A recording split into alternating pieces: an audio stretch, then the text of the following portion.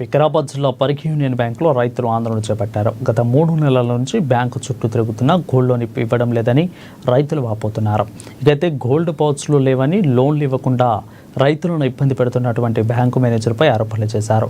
నాట్ల సమయంలో డబ్బులు ఎంత అవసరమని, డబ్బులు సరిపోక బంగారం బ్యాంకులో కుదువ పెట్టడానికి వస్తే బ్యాంకు మేనేజర్ సహకరించడం లేదని ఆవేదనకు లోనయ్యారు.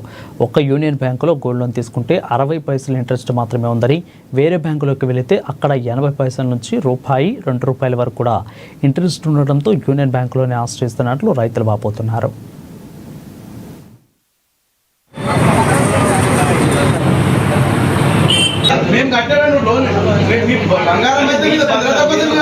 గత 10 సంవత్సరాల నుండి యూనియన్ బ్యాంకు గోల్డ్ లోన్ పెట్టాము. ఎప్పుడు ప్రతి సంవత్సరం నిల్వలు చేసుకుంటూ వస్తున్నాము. మళ్ళీ కొత్త లోన్ పెడుతున్నాం. ఈసారి ఏమైందంటే 2 నెలల నుండి మనకు గోల్డ్ లోన్ ఇస్తలేరు. అమాతం ఉన్న గోల్డ్ తీసుకోమంటారు, పైసలు కట్టించుకుంటున్నారు, తీసుకోవాలి. అది ఓల్డ్ లేదని గోల్డ్ పెట్టే స్కీమ్ లేదని చెప్పి గోల్డ్ పోచు లేవని మాకు చెప్తున్నారు.